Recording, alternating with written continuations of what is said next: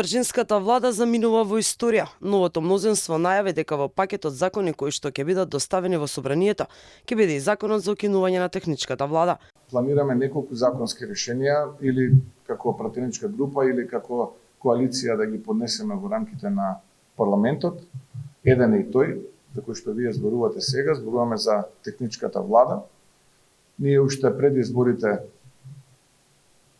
имавме јасен став, прецизен став дека нема потреба од техничка влада. За жал тогаш не наидовме на поддршка од страна на владиното тогашно мнозинство. Еден од законите ќе биде тој. Пржинската влада досега создаде повеќе проблеми, освен проблемот кој се појави со двете фотели на кои седи техничкиот премиер Талат Џафери. Техничката влада создава проблеми во предизборниот процес. Последно, владата на седница му поништи 5 одлуки на техничкиот министер за внатрешни Панче Тошковски, па настана хаос. Аналитичарите го делат ставот дека овој вид на влада прави повеќе хаос, отколку што исполнува улогата на влада за организирање на фер и демократски избори. Во меѓувреме, собранието преку соопштение информираше дека Талат ќе биде и премиер и пратеник се додека не се избере нова влада.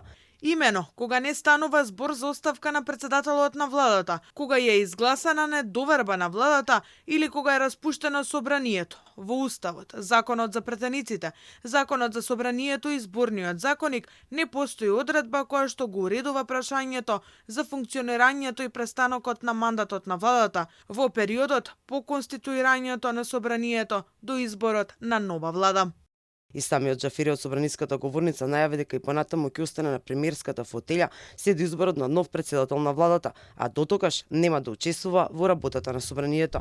Претходно, од антикорупцијската комисија повикаа техничкиот премиер Џафери и дел од министрите кои станаа пратеници да се поднесат оставки.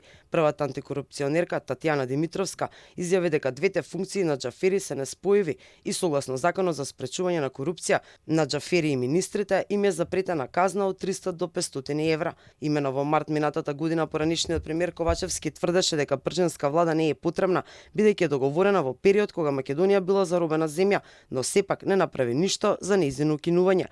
Дури и во ноември истата година СДСМ и ДУИ експресно го отврдија предлогот на ВМРО ДПМН за укинување на пржинската влада.